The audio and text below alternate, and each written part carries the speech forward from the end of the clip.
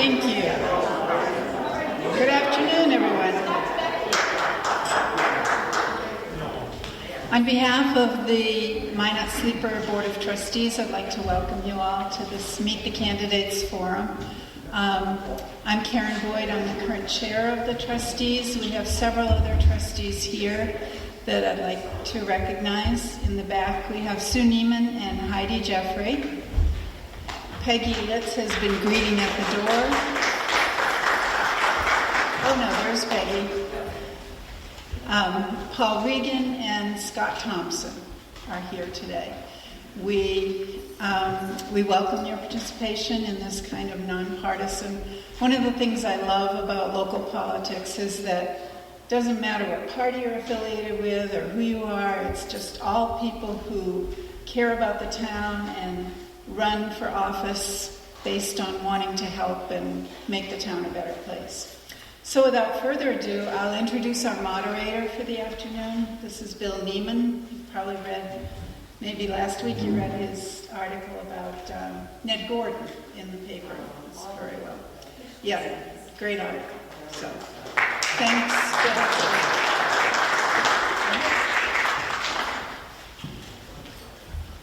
Yeah, it's AKA William Neiman, for those of you who read that.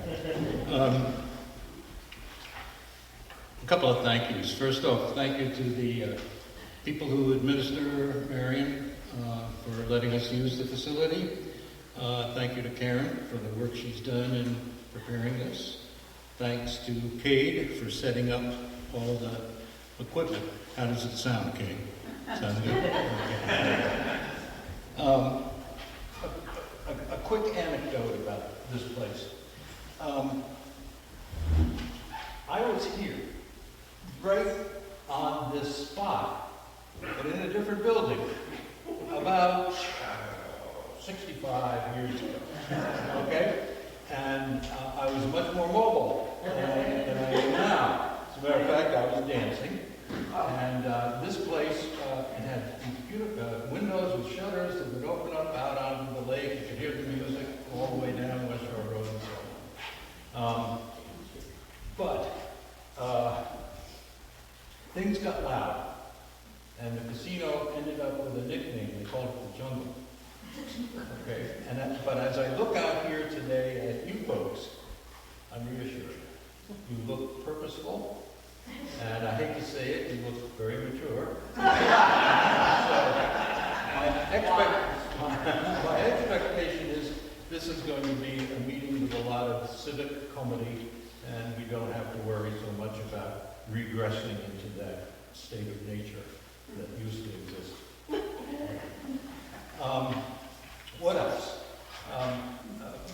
When I think of you, it's not only your purposeful look and your maturity, I see something else as well.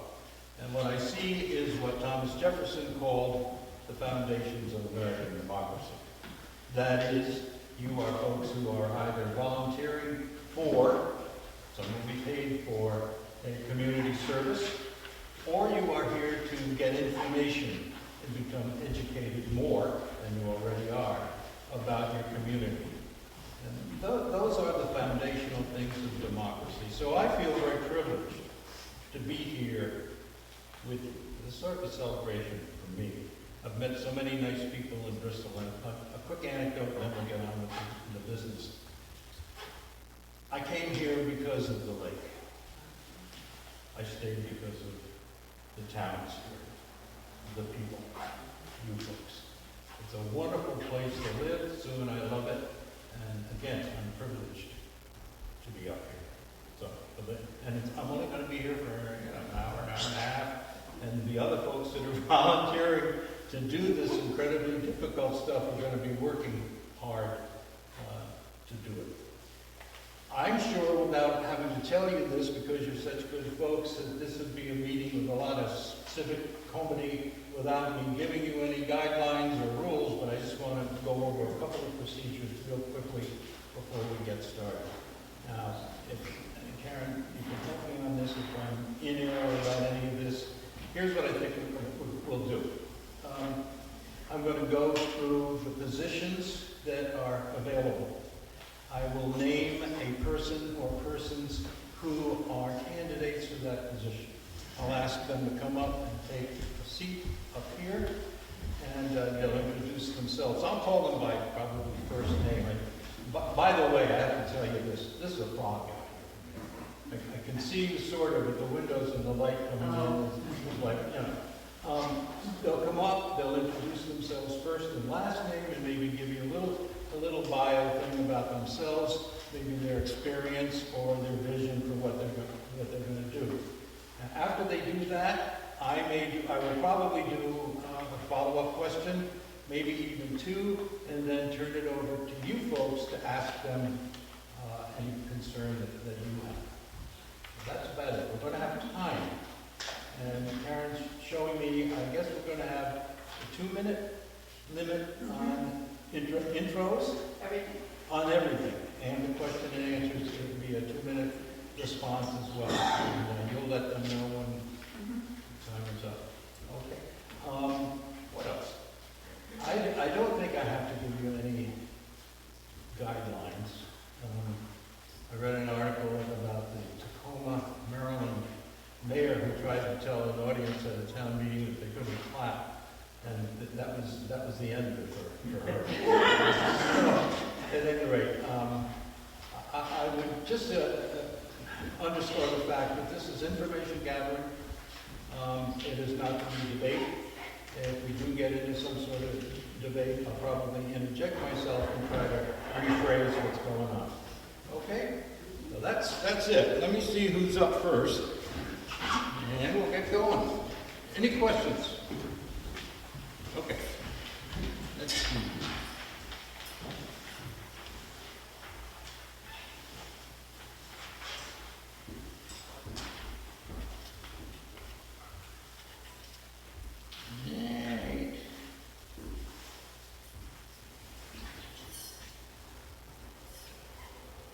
We're going to start with, it's time for my glasses.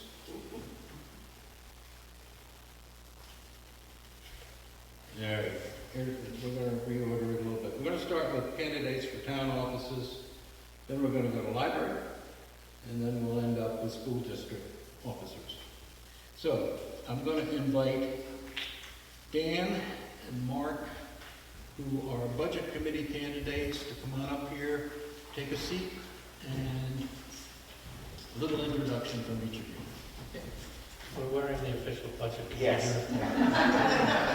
We voted on that earlier.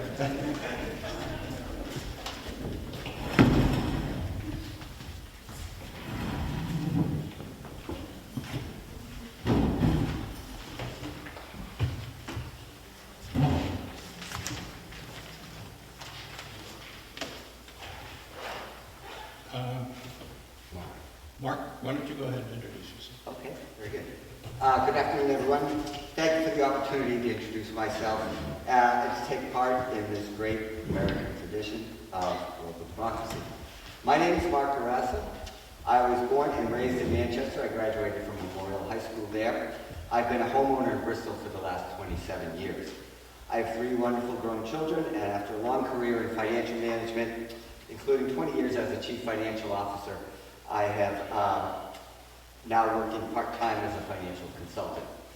For more than 40 years, I served as a fiscal manager and an executive leading budgeting teams in organizations ranging from small startups to the largest private corporation in the United States.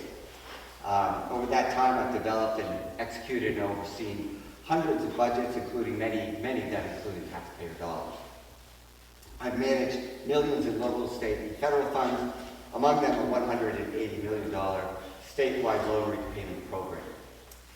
Public money, your hard-earned tax dollars, demands careful stewardship.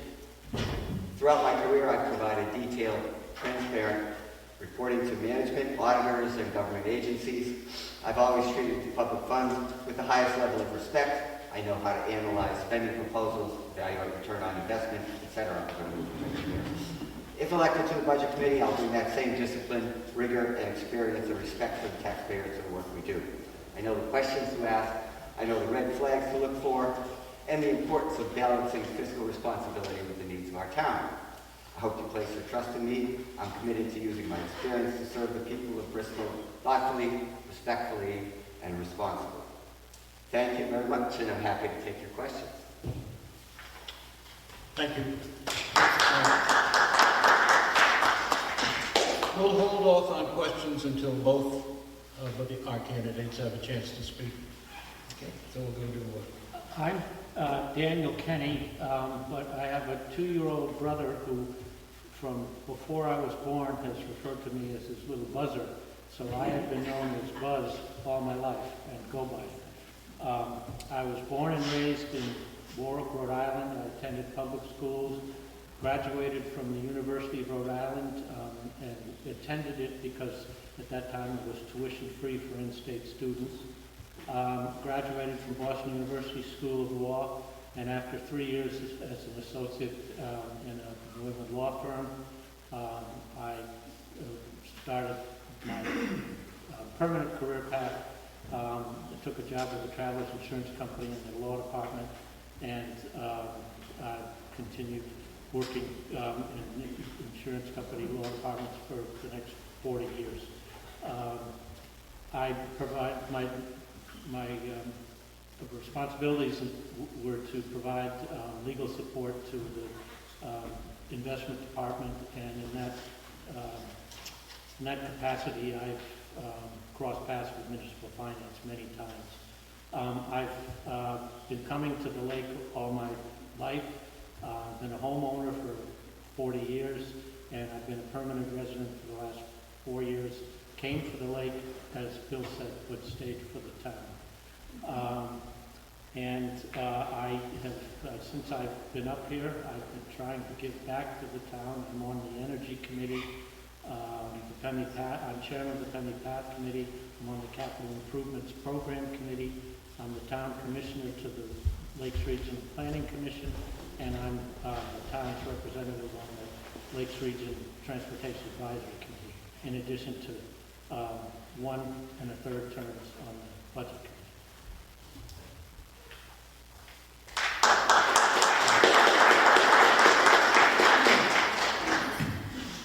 Just a general question.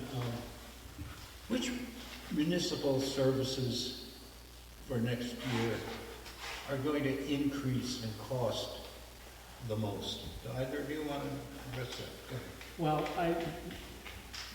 next year certainly, but in the future, the capital needs of the fire department are going to be very challenging.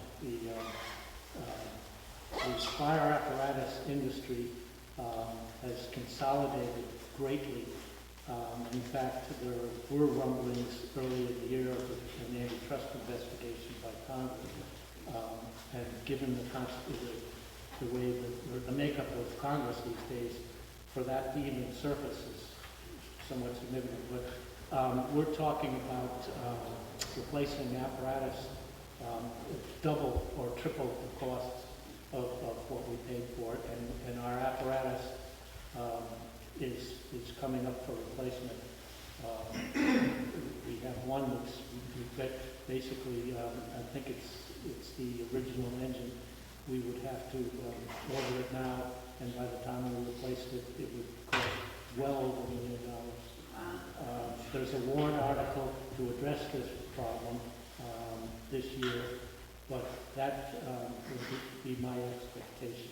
It is notwithstanding the revenues that the department generates through mutual aid services and ambulance services, the capital needs of the fire department are going to be a challenge going forward.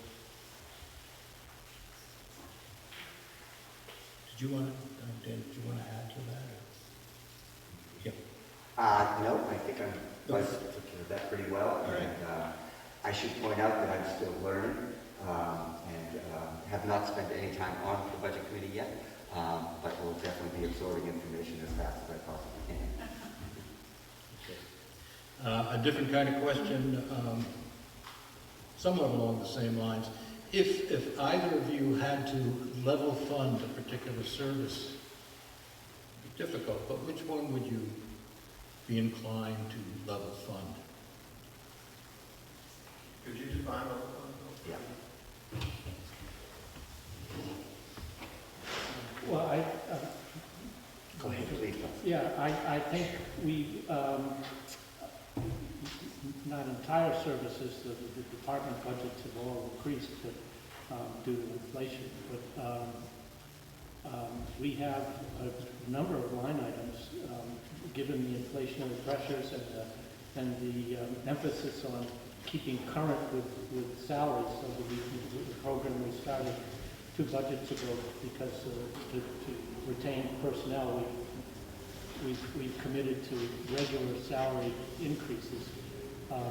We have level funded line items in almost all departments, and the things that are driving the expense are the salary costs and the commensurate costs of FICA and insurance.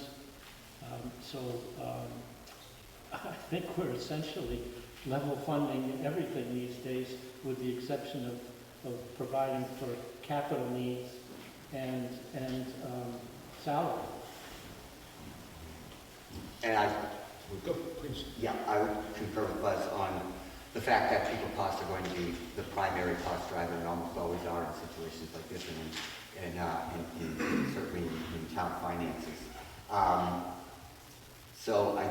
I would also agree that we're probably looking at level funding for just about everything, considering that I don't see revenues increasing dramatically, at least not that I know of, in the near future.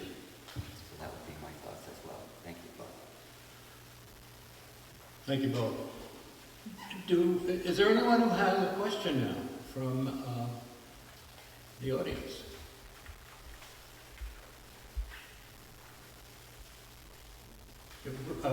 Please, for my sake anyway, state your name and then the question, and if you're directing it to one person or both or whatever. My name is Walter Waring. I live on Bear Mountain Road, Bristol.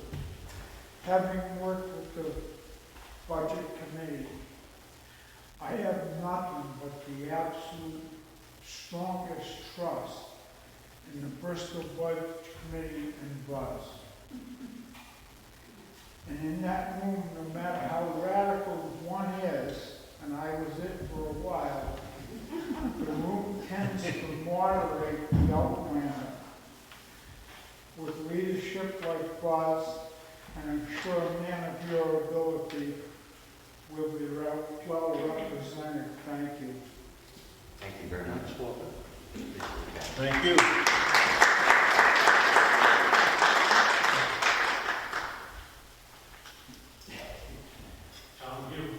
Thank you both, Buzz, for going again, and Mark for throwing your hat in the ring. Could one or either of you, maybe just so folks are 100% familiar with how Budget Committee works, the difference between an advisory Budget Committee, which some of our neighboring towns have, and a statutory Budget Committee, and what that means? Sure. We are a statutory budget committee, I believe. The select board prepares the budget each year and submits it to the budget committee, and we are charged by statute with reviewing it and either recommending it or not recommending it. And in the course of the process, which we start in early November and go through till the town meeting in March, we basically scrutinize every line item in the budget, and the budget typically runs about 60 pages of very difficult to read fine print. We are mandated by statute to comment and represent the taxpayers and their interests, and all of us are residents of the town and taxpayers, so it's in our own self-interest as well to do the best job we can to have a budget that serves the town, but serves the taxpayers appropriately. If I could add one small one. So my experience, as I've sort of tried to articulate here, revolves a lot around analysis as well. I think that this this is a great opportunity for me anyway to start using some of the tools that I've used over the decades to analysis, to cost-benefit analysis, returns on investment, cost recovery, etc. So I'm very anxious to start in on that. And as we said, as Buzz mentioned, we will be reviewing the budget line by line, and there'll be, I think, plenty of opportunities to bring some rigor to the analysis and to hopefully bring my expertise to make that a worthwhile enterprise.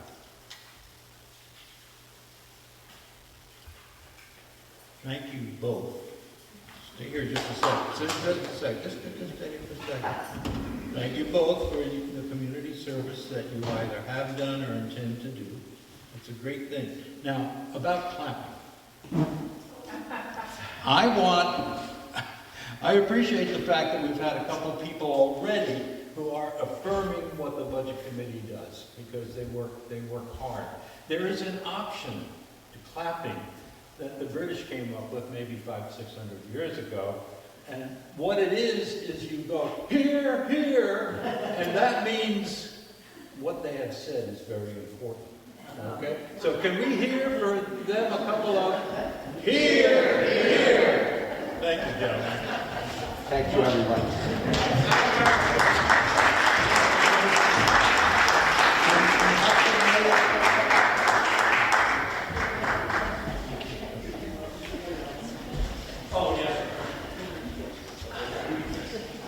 Scott, are you here somewhere? Okay, we're going to go to the select board next, and Scott is a candidate for that position.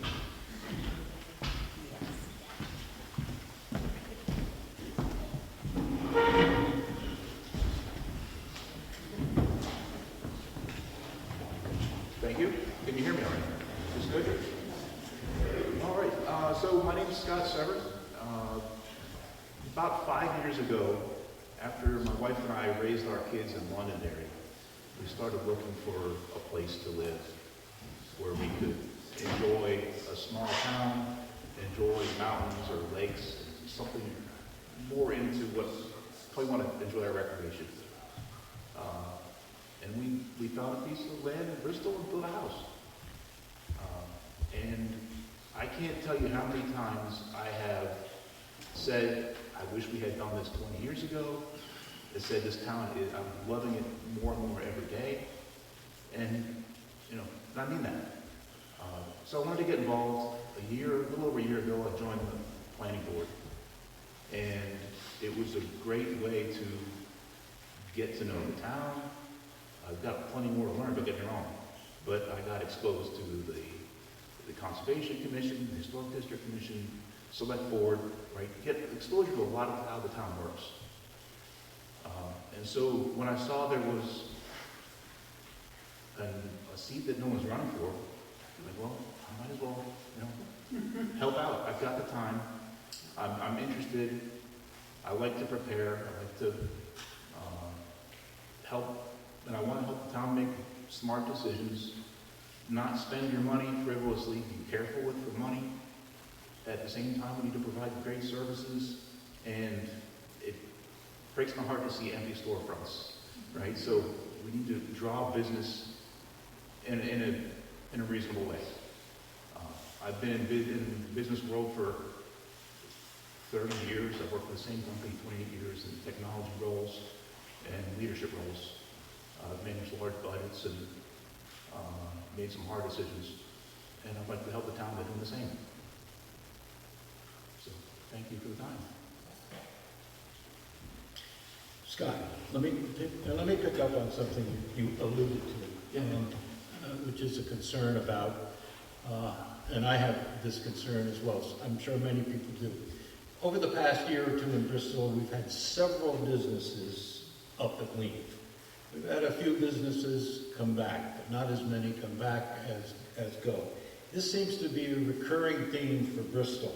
Is there any way to deal with that, to create some sort of incentive for businesses to stay in Bristol, or to bring a stability to the Bristol business community? I'm sure there are ways. We have to be careful, right? I'd love to offer, offer a tax incentive for business to come, but at the same time, you're giving someone's money away, right? So you've got to weigh the pros and cons. So there's not a clear answer on that, but I think it's very worthwhile pursuing things in that regard. Thank you. From the audience, we do please your name and let us have your concern. No, it's Paul. Okay. Yeah. My name is Spring Cove. Castle Lane. I live here in Bristol. A little bit of your background, Scott. You talked about business. Can you give us a little bit of background? You're in tech or were in tech? Yeah, I work for a company called UKG, formerly Kronos, out of Lowell, Mass. I started out in, I was a systems analyst at a hospital, and then I went and got Microsoft certifications, that sort of thing. I was doing technology implementations in the field for years, and then I started up some kind of startup businesses within the company. Started an implementation team that did all the work remotely. I built an online learning line of business that brought in $20 million a year, and now I manage a partnership with ADP that brings us $100 million a year, and I'm responsible for that line of business. So as much as I like the technology, I really enjoy the business leadership aspects of it, and unfortunately, sometimes they're hard decisions to make, and hiring and firing and layoffs and reorgs and all that sort of thing. But, that's the experience I think applies most to this sort of role. And I was in the Marine Corps Reserve for 6 years in Quantico. I was a corporal in charge of a light armored vehicle and crew, and so I had some exposure to military leadership and discipline type things as well. Thank you. Yeah, I'm having trouble with the printer, so I thought. Yeah. Please bring your technical devices up to me after. I was going to fix the printer. Any other questions? If not, big thank you. Scott, Thank you. Oh, I'm sorry. I just want to, Scott, you want to just also, I know you mentioned it, but point out the fact that you're not going to be on the ballot. And Yeah, so this is a write-in campaign that I'm doing. So there are 2 open seats for select board. There is 1 candidate on the ballot. The other candidate is also Scott S.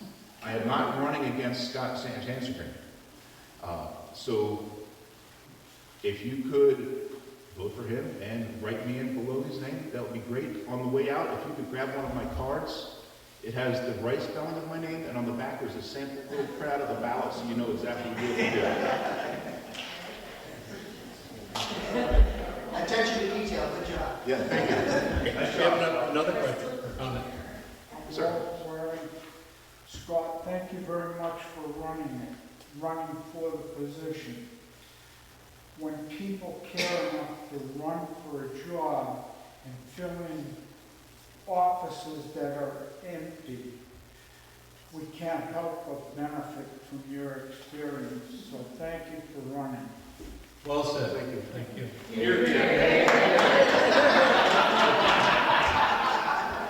Thank you.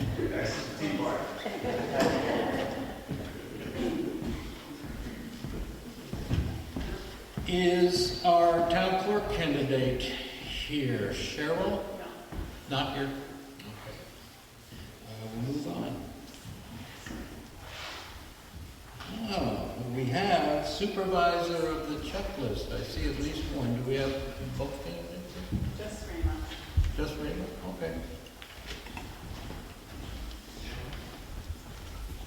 How you doing?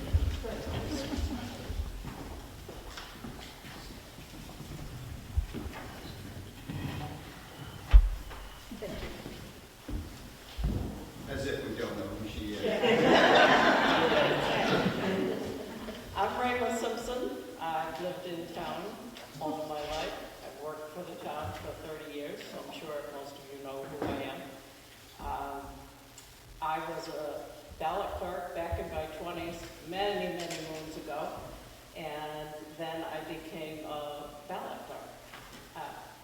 supervisor's checklist, and I did that for a number of years until I started working for the town. I could not do town clerk and supervisor of the checklist, so of course I was town clerk. They had an opening this year after I retired in June and asked me if I would go be a supervisor of the checklist, and I said definitely. So that now I'm filling out the term from the person before me. So I would appreciate your vote. Rima has well, I know Rima because I knew Rima as Mrs. Claus a long time ago. And I appreciated her in that role as well. I have an interesting question. And it may be a simple one or it may be a little complex, I don't know. If you're at the polling booth, okay, and you're sitting there, supervisor of the checklist, and somebody comes up and said, I've just rented a place in Bristol yesterday. I'm a town resident. I want to register to vote. Can you register them? At one time you could have. The laws have since changed. And now anyone that, if they voted in New Hampshire, yes, they could. They could. If they're from New Hampshire and they say Nashua and they move to Bristol, yes, they could still vote in the town because we can put them into the statewide system and find their name and just change their address. If they moved in from Massachusetts or some other state, then we may not be able to do them that day unless they have a license, a piece of mail,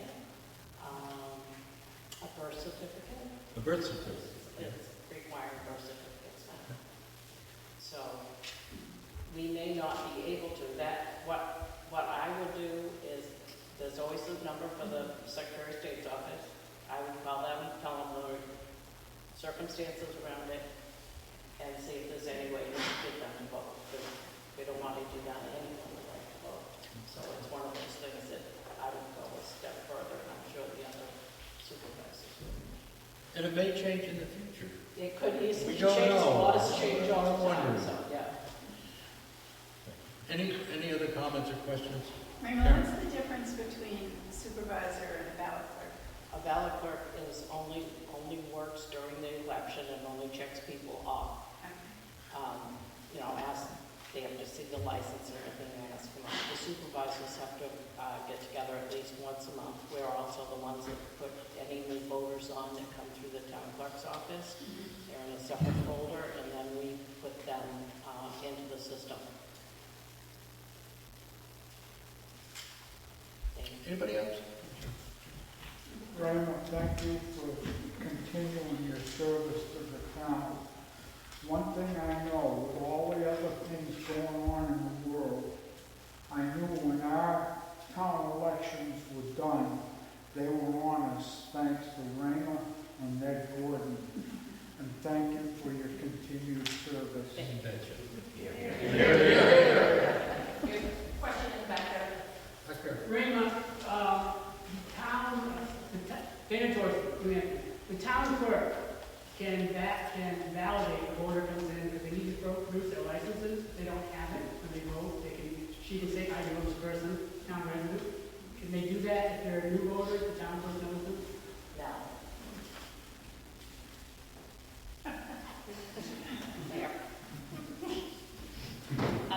Can I just mention one more thing to Martha? Martha Holzman is also running. She couldn't be here today because she works on Saturday, so I said I would let you all know that she's not here because she's at work. She's been a supervisor of the checklist for at least 6 years, and she's really interested in running again. Thank you for that. Okay. Great.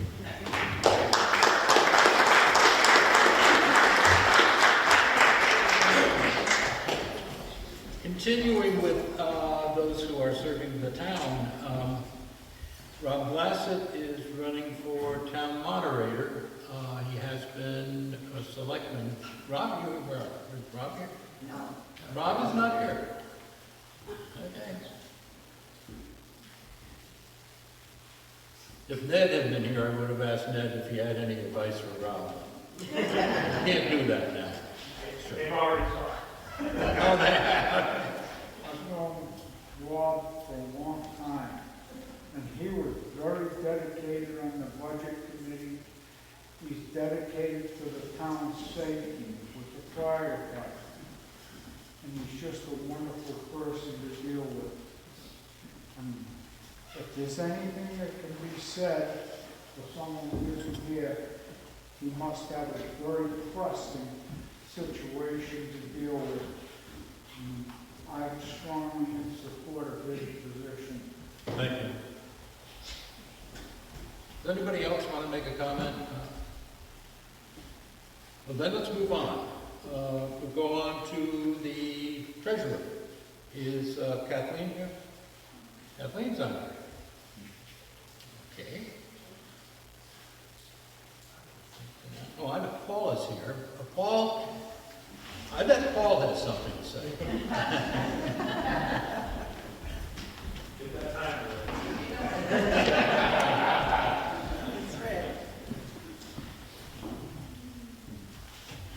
Do you want to announce my position, or do you want me to do that? I would, well, no, go ahead. I'll have a question for you later. Okay. You go ahead. I'm on the ballot. So my name is Paul Regan. I live on Blue Chick Drive in Bristol. I'm on the ballot this year for a trustee of the trust fund. I'm finishing serving my first 3-year term, and I'm running for re-election. I have lived in Bristol now for about 12 years. I'm a retired engineer. So I'm a numbers guy. I love numbers. Can't remember your name, but I can remember your numbers. I'm actually, will take any questions you have. I grew up in Massachusetts. I like some of the other people's comments. I want to share a little bit of a funny story. So I was getting ready to retire, and before I hit the date that I was planning, the corporate went through one of these reorganizations and basically were bribing people to retire. And I'm like, yep, you met my price. So I was living and working in New Jersey, and I knew I wanted to move to New Hampshire, but I wasn't sure where. My family had a house in Bristol. So I called up my mother and I said, hey, I don't want to rush into finding real estate and buy something and not be happy.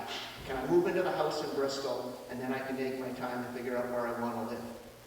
And so about a year and a half later, and she said, yeah, no problem. No, we hardly use the house at all anymore. We were actually thinking of calling a realtor in a couple of months and maybe even selling it. And I said, well, great, I'll use it. So about a year and a half later, I said, Mom, I'll buy the house. And she said, no. And I was flabbergasted. And then maybe about a month or two later, at a family event, I heard her telling one of my siblings that they're going to sell the house to me. And I said, what was that about? And she said, well, Bristol's a small town. We never wanted to live there full time. And I just thought you were being a good son and taking the property off our hands. Now that we figured out you really want to live there, we're happy to sell it to you. So I think I've used up all my time, and I will take your question now. I thought you were going to say you love living here because I'm your neighbor. You are? Does anybody have a question of the trustee of the trusts? Go ahead. What do you do, Paul? So the trustee of the trust funds for the town of Bristol are actually now not only the trustee for Bristol Trust Funds, but are also the trustee for the school district trust funds. So our job is to safeguard the money that's placed in the trusts and to make sure that the terms of the trust are being followed. So for the most part, what that means is I've taken some training through a program and listened to a state official tell. I can't go out and take the town's trust money and buy crypto, because there's a chance that's going to go down in value, and I can't put the town's money at risk. So not only can we not buy crypto, we can't go out and buy Amazon stock or anything like that. So for the most part, it's in a bank account earning interest, and it is safe. We work with what's called agents to expend. So for most of the town's funds, the select board is the agents to expend. So the select board will say, we have money in an accrued wages trust, and we have somebody who's retiring that needs a payout for saved up hours. Please give us some of that money so we can pay them. Theoretically, we also have some of the trusts for cemeteries, the trustee of the trust fund. The cemetery trustees can also be agents to expend, and the school district can be agents to expend for theirs. The other thing is that we're supposed to understand the terms of the trust and make sure that it's being followed. That's been a bit of a challenge. So not only for the town, making sure, so I've been working now for 3 years and I'm still not finished, but I know more than I did before to make sure I understand all the terms of the trust. I actually just met last month with the school superintendent saying, of the trust we hold for you, a number of them were created before we were named as your trustees, and I don't have any paperwork. So he agreed to go back through their documents and pull trust documents and get those, so I have some new information, and I'm going to be working with him to make sure that those terms are filled. Does that answer your question, Sean? As most of you know, I tend to ramble, so I'm going to stop, and I'm going to ask to make sure you get your answer. Did you have another question? It's a private joke in my head. Let me be transparent about this first. I know Paul, and I've asked Paul all kinds of financial questions because I trust Paul's insights. Paul is the treasurer for the Condominium Association, and at one time Bill was the president. Not currently, but so we have talked about that. Yes, we have. I asked you a question actually recently, and your answer was so interesting to me, I'm going to ask it to you again. Okay. So these people know you've heard this. So the question is, if you receive a surprise, if you, the town, received a surprise gift of millions of dollars, you would go to the selectmen, of course, to get permission to take actions. What actions would you take? So the most important point to make is that if somebody makes a donation to the town, it doesn't go directly to the trustees of the trust fund. If it's going into an existing trust fund, it would actually go through the select board, and the select board would then put an article on the warrant, because we can't do anything with public money without your approval, without a vote at the town meeting. So you guys would get a say into what's going to happen to it. Is it going to go into an existing trust? Is it going to go into a newly created trust, or is some other answer going to happen? If all that happened and it got put into a trust, and I said at that point, because we can't put the money at risk, it limits what you can do. I'm a person that likes to maximize revenues. So one of the things that I thought about is how can we maximize the revenues? And what it occurs to me is I think the only lever basically is what I would call term, access to term. So with your own money, if you put it in a checking account or a savings account and you have the right to go there the next day and take it out, the bank gives you a certain amount of interest, but it's not very much. If you're willing to tell them, here's some money and I'm not going to take it out for 18 months and it's in a CD, they give you more interest. So if we were willing to do that trade-off, we could potentially get more interest. The issue would be that as a trustee of the trust fund, I don't think that's something that I'm comfortable or would be justified to doing arbitrarily. I have to go back and negotiate with basically with the agents who would spend. So for town funds, the select board would have to agree. For school funds, the school board would have to agree. For cemetery funds, the cemetery trustees would have to agree. So we'd have to work together to find a solution. Thank you. Again. Having worked a lot with Paul, I've never seen anyone put more work into detail and more thoroughly attend to detail than Paul. The town can't help but be well served by someone who watches every single penny. And Paul is the guy that can do it. Thank you, Paul. Here, here. Before I get down, actually, if you would allow me, I would like to take real quick. This handout is prepared by me in my role as the Budget Committee Chair. So this was a first try at trying to give you some more information to know what's going on in the budget so that you're more prepared a week from now. Since then, I only started working on it a couple of days ago. So it's not as, I've had some more thoughts and I'm hoping to have something better to hand out at town meeting. But if you have any questions, in addition to asking any of the budget committee members or any of the select board members, you can ask me as chair of the budget committee. I'm the main driver on this thing. Thank you.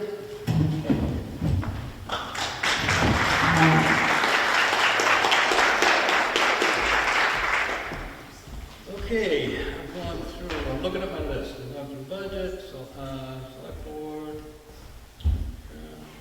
I think as far as the town is concerned, I have not done cemetery trustee, Melissa Greenwood, and Melissa's not here. So, we're going to move on to school. Library, no? We are indeed. Library trustees. So we're going to ask Raymond to come back up again, and we have Brenda, we have Sharon, and Elizabeth.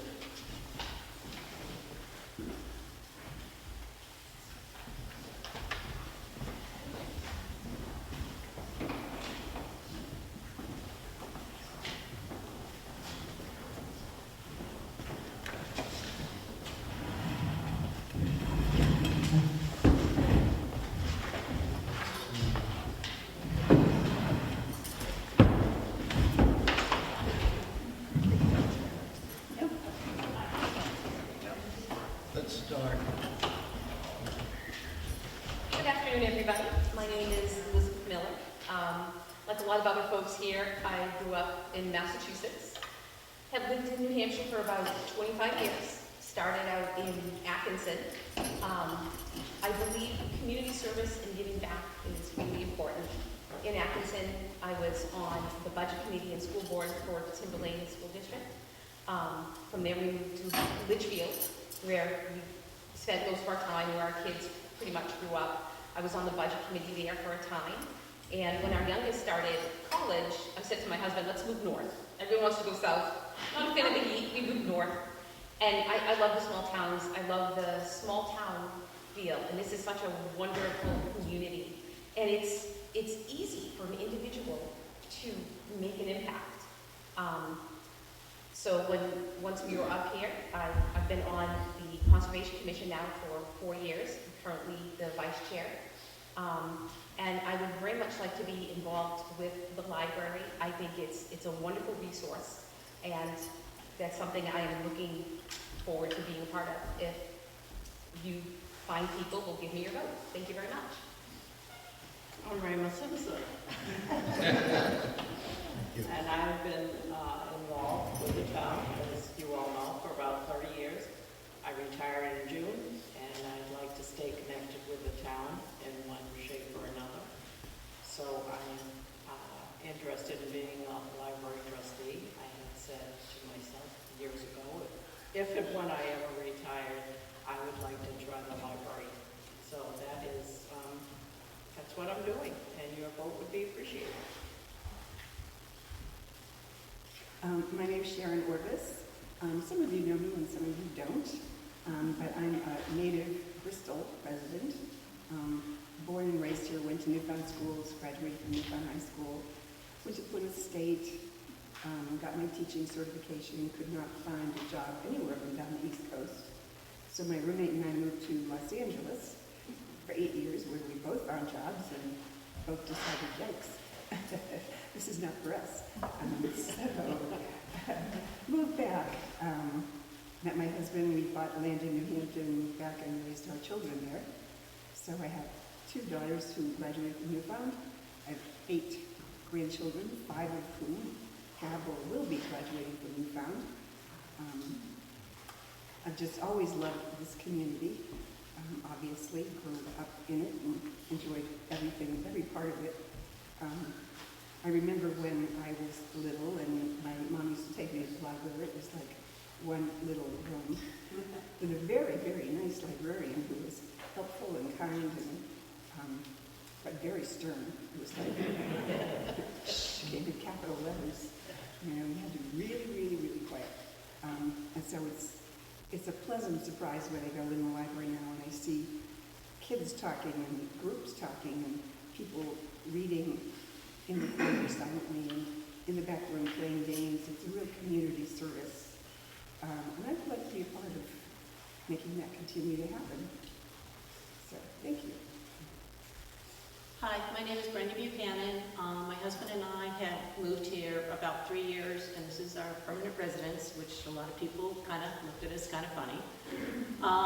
We've always loved New Hampshire. I grew up, my parents had a place on Winnipesaukee, and I grew up there.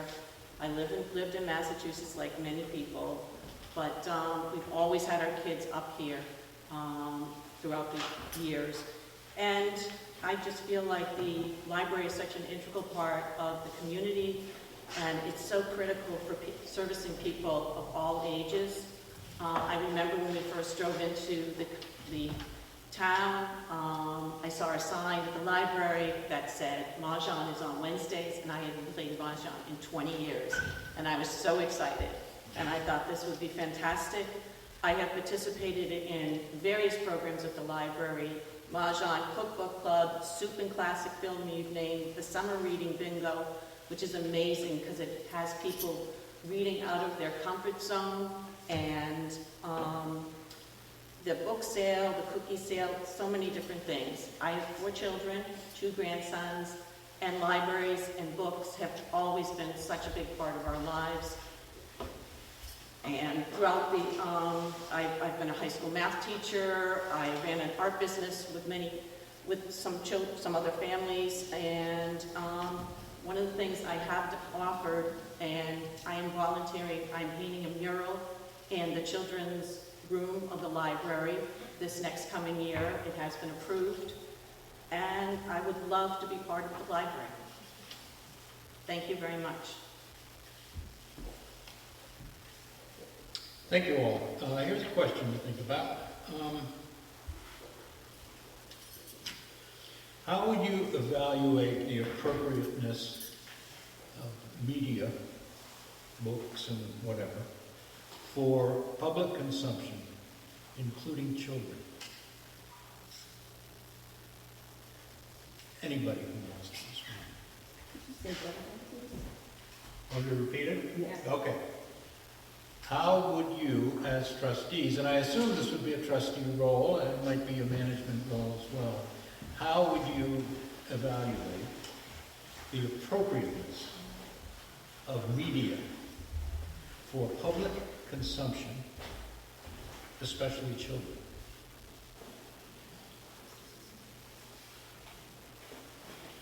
Anybody? That's a tough one. Yeah. Yeah, well, Because it changes. I apologize. It changes so often. I don't know if that's exactly the role of the trustee, but I think media in general should be available for the general public. And as far as children go, there are certainly some topics that may not be appropriate for certain ages. And maybe there's a section of the library, adults, whether it's books or other media of adult subjects that are in. I know when I was growing up, that was the case. You know, the children didn't necessarily have access to everything, but I don't think we should be censoring. Okay. Yeah. Bill, if I can interrupt for a second, I'm also a library trustee and a treasurer. We've discussed this. This is not a trustee's role. This is the library director and the library staff's role. Well, let me repeat the question. Do you think it's an appropriate role to look at the appropriateness of media for public consumption? Or is that nothing that the trustees would deal with and leave it up to the library director and staff? Paul says it's none of your business. I'm not sure about that. I have an opinion, Okay. but we don't do that. Okay, go ahead. I think that, and not knowing that much about what the trustees do, I really don't. But I think once you get in it, you talk to other trustees, you see what the general policies are, then you can take a stand on whether it should be the trustees or whether it should just be the library. Okay, thank you. I also think the school district makes some choices for the library, and all the references and resources that go into what children have available to them. So I think, there has to be policies in the district that say, well, you can have this and you can't have that. And I think as a the library, as a resource to our community members and our kids, needs to follow those guidelines pretty closely. I have another question. Again, Paul may have said something. So if another trustee disagrees with what I said, please speak up, because I'm not 100% sure, but when I joined the trustees, I thought I asked that question, and that's the answer. Really? Okay. Again, I think the trustees would deal with this. Are there ways to improve access to library resources for residents in general?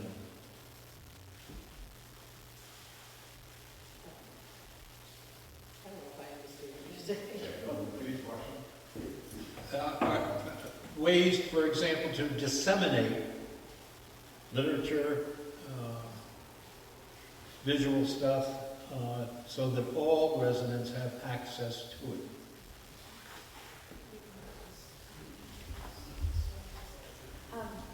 Has that been an issue where a resident wants access to something and hasn't been able to get it? I don't know. Well, then I'm going to do a softball. Ready for a softball? Why should taxpayers pay for library services? Because they're an integral place in the community where people of all ages come and go, and it's a social aspect as well. You have children's programs, you have young adults coming in after school. The library provides snacks for them. There are just so many different things. The movie and the classic movie and soup provides free soup and a movie for people of all ages. It's just, I mean, you can go and you can print copies at the library at 25 cents a copy. You can get internet service free. There are just so many things that you're not going to find if you don't have a library. And it's just, I don't know. I think that was an elaborate and hardball answer to a softball question. Thank you. I said a few years ago at the town meeting in support of the Minot Sweeper Library Edition that the single biggest service the Minot Sweeper Library provides for the town is it's one place in the town where they absolutely won't encounter ignorance and bad behavior. We need the library for the guidance that it gives us. I certainly got guidance in there.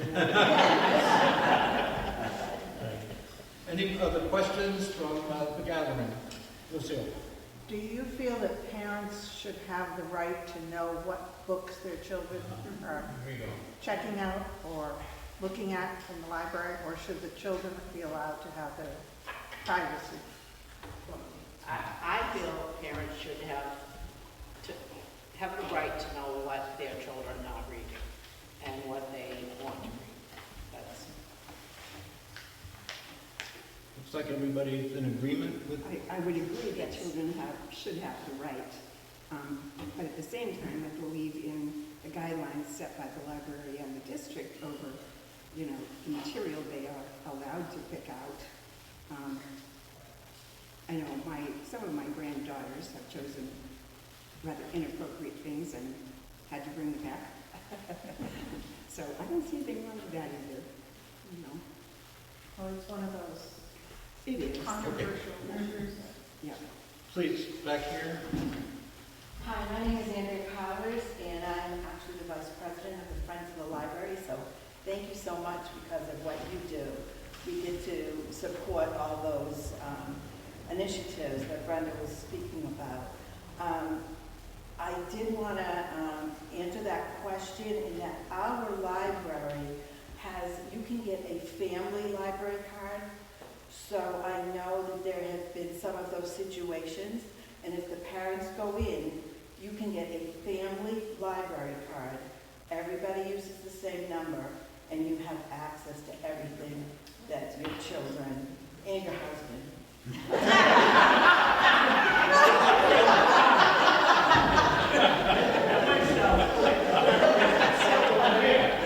Does he get equal time?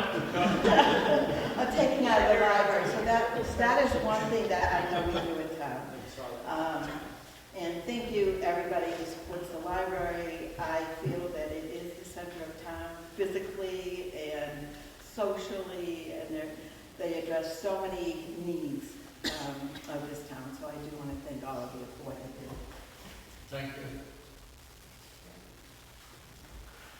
Yeah, so John Miller, my quick question for everybody is, how do you look at and feel about the library being involved in adult education in the community, right? Like, for me, it's really about how we potentially use that resource to help bolster some things from an economic perspective, right? We haven't really been able to investigate that yet, but just kind of curious as to if you guys have any thoughts on that. I think that's a really interesting aspect, and I think that part of that would be doing with budgets, because I know currently the library is open Tuesday and Thursday evenings. In order to do a program like that, most likely you would want to do it in the evening, and then you'd either have to extend the budget to some extent because you'd have to have librarians there. I think it would be great. I think your kickback would be amazing. Another thing which I think would be fantastic is if the library could bring in some authors and have like a book signing or something like that. That would encourage books. The authors in many cases donate the books to the libraries when they do an event such as that, and I think it would be fantastic. Do you have any specific adult programs in mind? Could range from anything from technology, so it depends on our economic environment, right? So our economy is driven primarily from a visitor and vacation, right? So how do we sort of align some of those things where we have the right resources for the residents that are here year-round and then support that economy, right? So whether it's technology or there's some other ways to try to get some education. Personally, I think the library does a great job doing that already. I mean, I know they have had speakers in the night, they have a poetry night, you know, they have all sorts of things for different ages. But they also have pretty knowledgeable support if you go in and say, I don't know how to set up my iPhone, or how do I copy this document into this file. They're pretty knowledgeable about how to do that. I know my oldest granddaughter got a free ride at Simmons to be a library media specialist. But it was during the pandemic, and the first 2 years were remote. And after that, she realized that the whole program that's being offered now is not so much about the librarian that she remembers, it's more about media. And that isn't where she wanted to go, so she stopped it. But I think our librarians are pretty knowledgeable about that, and helpful. That Sharon's answer is basically what I was thinking, is that I think the library does a great job already with from kids to ancient people like me. So I think they're doing a great job. I think so too. I mean, would it be wonderful to be able to expand the program? Sure, but like everybody else has mentioned, it comes with a price tag, and you know, it's always about balancing that. Well, we have to work on developing of our folks that are here year-round, career development, and education. Thank you very much.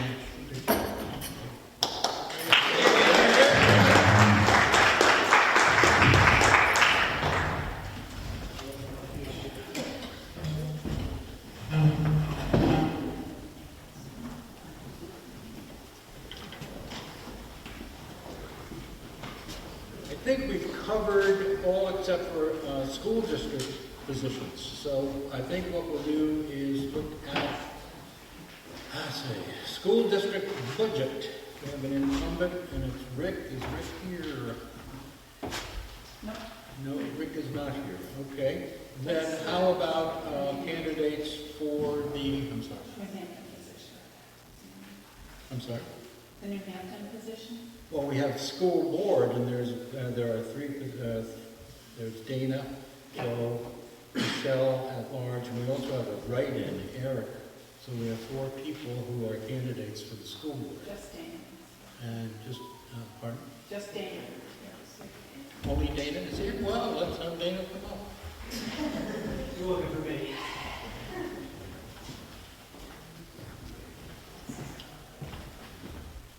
I'm Dana Dorsey, New Hampton. Been here longer than most of you, 8th generation in town. My wife's brothers did the site work for this building in Morristown. Hard to believe looking at me. Graduated 50 years ago from Newfoundland. Valedictorian, 3-sport athlete, as the Honor Society. One of my sisters is valedictorian. My wife was salutatorian. A couple years later, 2 years later, she's taught for over 40 years. 12 academic deans, New Hampton.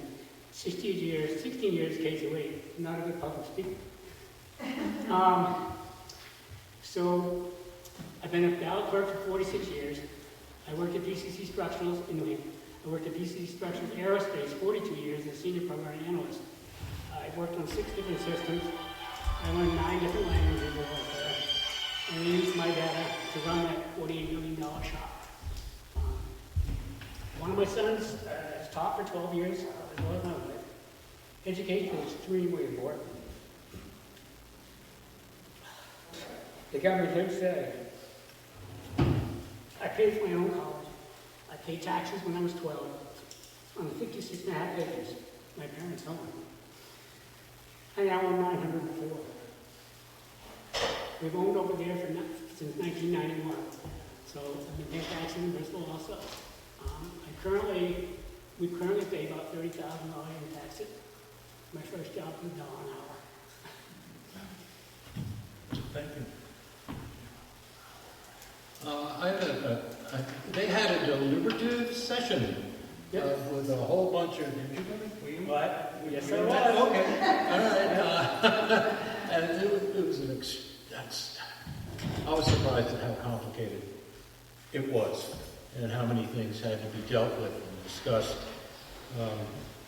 I feel lucky. I only need to do this for an hour and a half, and I'm out of here. But somebody who's going to be on the school board is making a real commitment. So I appreciate your willingness to serve in that capacity. One of the issues I think they discussed that was somewhat controversial was the addition of LED lights and solar panels. The cost of these two things ran, I think, close to $200,000. So my question to you is, what's your assessment of that issue, and where do you stand on that? Both of them were just over 1.1 million or so. That was that much? Each? And they're like 20-year leases that are going to take a one ballot vote with.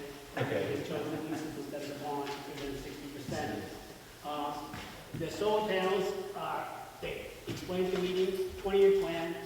They expect to break even on the project. So we're going to spend $1 million. We will get some rebate money if we get it in time, which means this year. That 1.1 million over the 20-year period, they expect to get it back. There are guarantees in there that we will get money back. It's not like you put a solar panel up when the sun doesn't shine, you won't get it, but there's some guarantees built in. They're going to put it on the gym roof. The gym roof cost us $800,000 to put that new roof on about 7 or 8 years ago. The planned life expectancy, when I asked, was about the same time frame.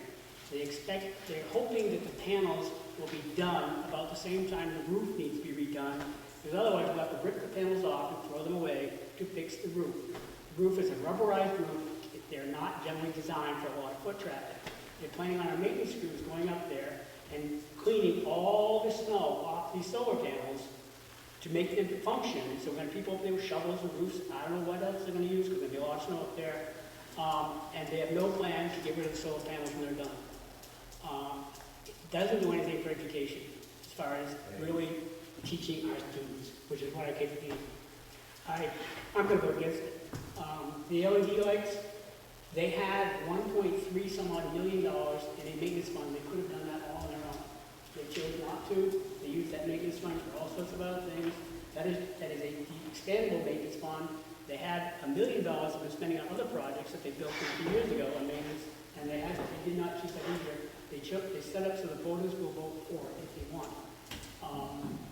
I don't have a stance on as far as doing it. Other people were expressing concerns over the fact LED lighting, according to them, is not good for people being all the time where there's stuff happening in the lights that can affect children or people. So the people spoke against it. Well, thank you for your discerning insights into those issues. Do we have any other questions? Monica, I live in Bristol. I have a question. What I hear often in Bristol is, I've been here for 8 generations, or I moved here when my kids were grown. I'm not hearing young families moving here for the schools. So what would you do to improve our schools? Because we need those people moving here. Or what word would you get out that already exists in our schools to attract people to move here? Well, you got to back up a little bit. In the last 20-some odd years, the student population in the state has dropped 25%. There was over 200,000 kids, now there's about 150,000 in the entire state. Newfound in 2003 had 1,575 students. That was for 7 towns. That was before we asked Hill to join us, and we did that because our school population was dropping. Our school population was 1,175 kids before the 3 towns pulled out.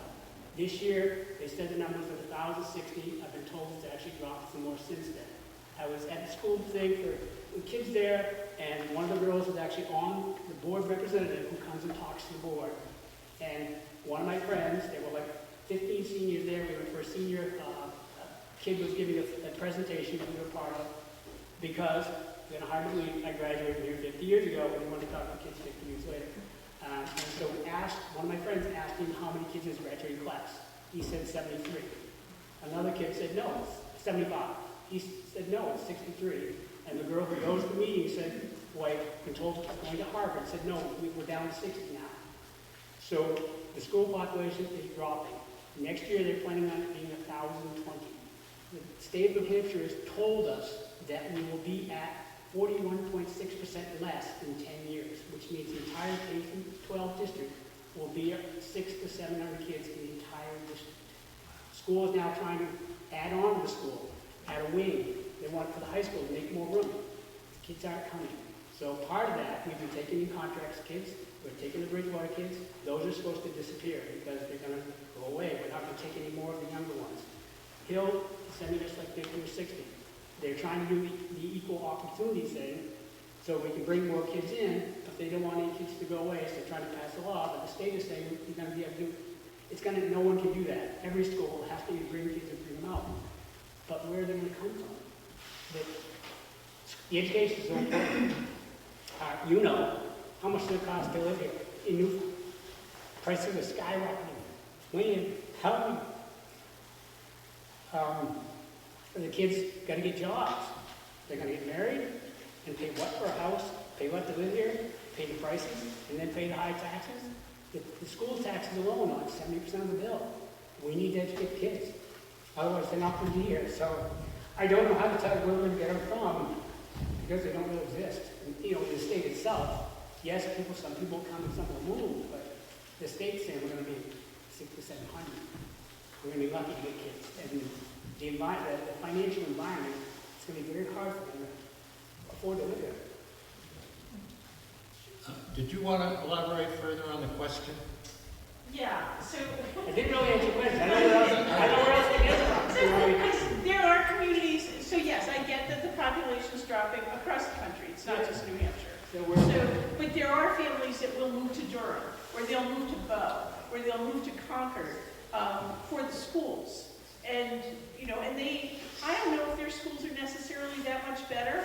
Maybe they do better marketing, but I just want to hear how you would either, if you feel our schools need to be improved, how you'd improve them, or if you think they're doing a great job, how do we get that word out?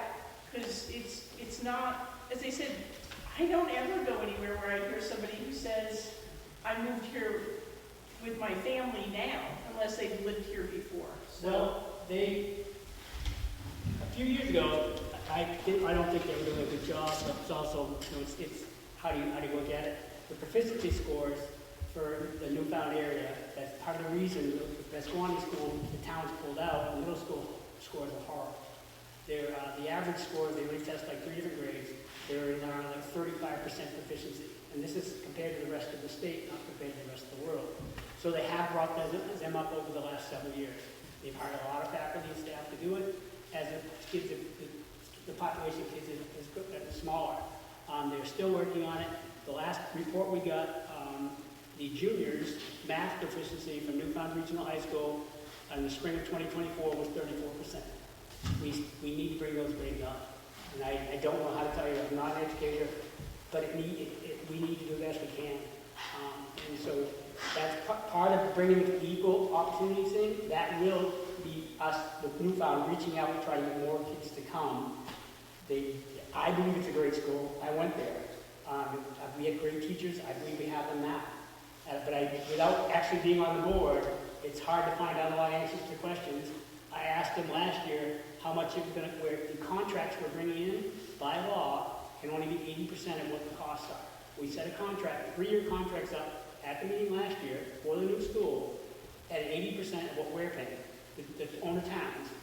And when I asked them how much we were going to pay, what our costs were going to be for that year, they didn't know. At the end of the meeting, they had no idea, but that's what the costs are based on. The kids we bring in that will move here are the base contract, again, 20% less than we're paying, but we can charge them extra for the sped costs and stuff, which they don't know what they were at the time. So I don't know how to advertise that we're great when in places we're not, but I do think we have a great school. So. Do you mind if I don't stand? Yes. Don't mind. Nancy Warner from Bristol. I'm curious if you know anything about the turnover rate among the schools in the area. I do not. Faculty. I do not. Yeah. You were talking teachers. Yes, I was teachers coming and going. teachers Yes. and administrators. Yes. Left out the real I do know that there's a 3-year contract to give them all raises, and I know even without the raises, the way it's what I was told by a committee member is that the teachers get a step increase every year for like the first 11 years. Whether, as long as they're still employed, it's not I don't believe the way she said it, it's not a merit based, it's not a review based, it's an automatic increases. We also give longevity pay amounts to teachers that have been there a long time, but I don't know a lot of that details because. Yeah, I'm not so interested in. Right, but I'm saying that would keep people to stay. Well, so that's what a lot of turnover. Well, it's because you got to move or replace the money. I mean, that's what people have to chase the money. I think I was in education most of my career, and I think you can't dismiss the culture in which your educator serves. And that goes a long way. In other words, if they feel supported, if they feel listened to, if they feel they can make a difference in a kid's life. Of course, they have to earn a living, and if they have to, then it gets proper dinner as well. But it's not just the salary. Right, and I agree with you. I mean, I don't know how long you've lived here. Archie was here, Al Blakely, Earl Mills, friends for life. Earl Mills and Al are going to be invited to our 50th reunion for this. Nice. Archie won't be there. Let me just interject this. I spent a couple of days in the middle school, elementary school, doing an article because at that time the bank was doing a 3 or 4 day set of lessons on financial responsibility and so on and so forth. I was so impressed with the teachers. I thought they were great. And the way they individualized, the way they We're aware of different learning styles, and the tone of the school felt good. I just wanted to share that positive thing about the schools with you. That's all. I think that's, yeah, here. Paul Bemis, Castle Lane, I remember now. I do, you? Don't ask me again. Open enrollment. What is your thought on this whole open enrollment idea? The concept is good at bringing the kids in. From a business standpoint, it's going to work similar to the contract, the tuition kids we already have. Like I said, the law says that what we can charge is at least 80%. At the school, they said they were going to charge 80%, the same as the contract kids. What that means is, last year they explained, the middle school common price we're going to charge was $15,000 something, and the high school charge was $18,000 something. And I said, our town's cost is $21,000. How did you come up with that number? I did not know at the time it was based on 80%, but per state law. And they said, well, the state held and we used inflation numbers, and so those numbers we came up with. So if we bring in OE kids, they want to bring in up to 100 of them. If we bring in 100, and all of them, and I don't want to say be obnoxious, but I'm going to say normal. They're all normal. They don't want anything extra. Those base numbers, whatever they are, they should have gone up, this year from last year's 15 or 18, will be what they pay, and that will be it. If they go in those two sections, the middle school or the high school, because they're based on the average student that is not going to play sports, no extracurriculars, no special ed, no anything. And that's what they will pay. And we will be paying $22,000 or so per piece, per child as the owner schools. But if those kids need a full-time carer, a full-time nurse, or whatever, we can charge them everything on top of that. But they don't know that when they give the contract, like right now, here you can come next year or whatever. They won't know that until somewhere in the middle of the year as to how much the cost the children will actually incur that they will be able to build them for. So it's kind of a gamble on all that. But if we get 100 of them and none of them want to play sports because, they're coming in from Bristol, Italy, so they don't want to drive to school every day for sports afterwards, then it'll actually cost us more money to make them be there.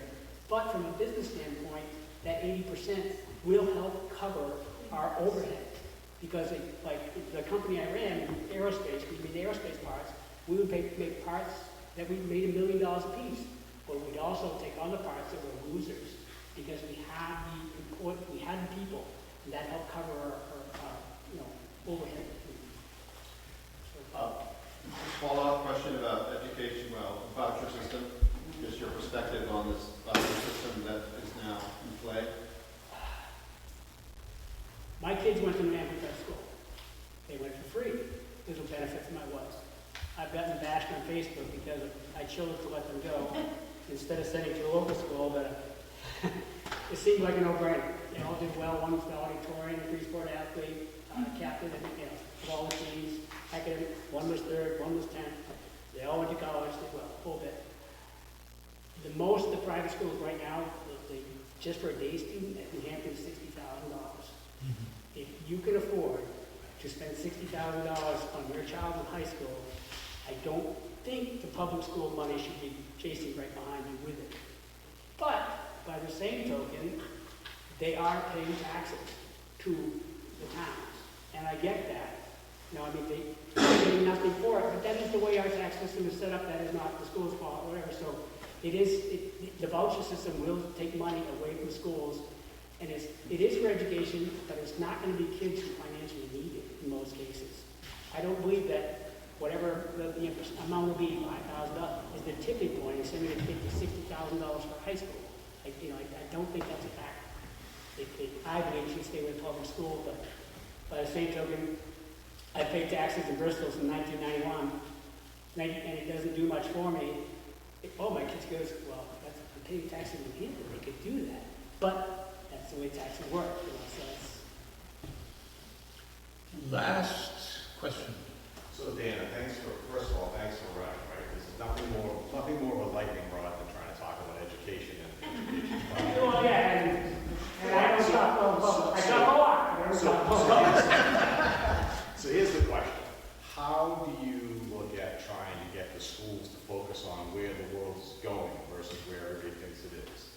And the reason I asked that question is sort of the same reason why I asked the library question, right? You look at our economy, it's really tourism based, okay?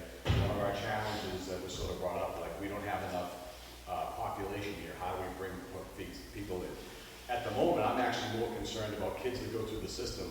They have to leave, because to the point that you were making earlier, right? We have to make at least $100,000 a year to be able to afford that $400-something thousand house. And to be able to wish you could live here. Right, so I think step one is we have to focus on the education. How do you intend to try to do that where we can help the kids understand this is the life that you can go through the system, this is the life that you can have, these are the opportunities that are in front of you. Well, part of that is back to like the solar system, that whole solar system idea, which is just a break-even. And they stated it was a break-even, you know. So would you rather spend $1 million and get $1 million back over the next 20 years, or put $500,000 into helping these kids somehow? I don't know how. I don't know what to tell you. I don't know what they need. I'm not there enough to know, but they need that education. If nothing else, it's the springboard of their lives. Yes. And I worked for 48. I called the company when I found out the job was there. A girl in my class knew the job was there. She said, "You're going to apply?" I said, "Yep." She goes, "I'm not going to apply." I said, "Why? Why not?" She says, "They're going to hire you." She didn't even go to the interview. I talked on the phone for 5 minutes. When I got there, the guy already decided to hire me. I went to a 2-year tech school in Concord. Okay. I was 19 years old. I worked there for 42 years exactly. That is not going to happen nowadays. No one, very few kids are going to go get a job like that. These kids leaving here, one guy was talking about, I was in computer IT, and then I became this, and then I became that. These kids are going to have to do that to survive. Right. Because like the AI... kids that have come out of the school system here that have had a tough conversation with us, say, "Oh, I need to move to New York City, I need to move to Boston." Right? So that... But they also may have 10 different professions in that span, because professions disappear. Now, I mean, with AI, my job could have disappeared kind of thing. I mean, you can't, that's why they need all they can get. They need a base. They need, yes. And like the bank. The bank was a no long-range plan. $21,000 we spent on the bank. And then the school board found out the voters didn't want it at all, so they abandoned the plan. That's my problem with the addition. They're talking about the wing on the high school. In 1977 or whatever, there was 575 kids at the old high school. There's a year, I got the year written down, there was 505 in the current high school. When I asked the board how big it was built for, how many kids, they have no idea. They have the plans. Yeah. They want to build an entire wing to move the 7th and 8th grade there. According to my board member, there are 165 kids in 7th and 8th grade now.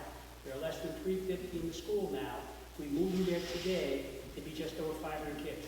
There were 505 at one point. Again, in 10 years, there might be 300 kids in that building, and they want $4.2 million to expand the building for a future that isn't coming at the moment. It's not, no business grows their business when everything's shrinking. So that kind of money, the $79,000 plan that they built to come up with this $4.2 million figure. Since then, the school board, they didn't buy the bank, and now they want to put an addition on the middle school, the SAU, plus remodeling it. The addition is the offices. There's only like 8 or 9 of them for the SAU, but they want to put 15 offices for other people. You know, like the head of maintenance, whatever, all fine.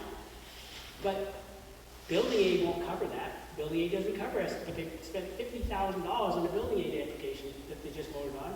That application is free. So we're going to spend money making it happen. The first thing the school building looks at, the state looks at, is the how much is needed. They're going to look at the fact how big our school is and say, you don't need that addition for these kids. Because they built it for us to begin with.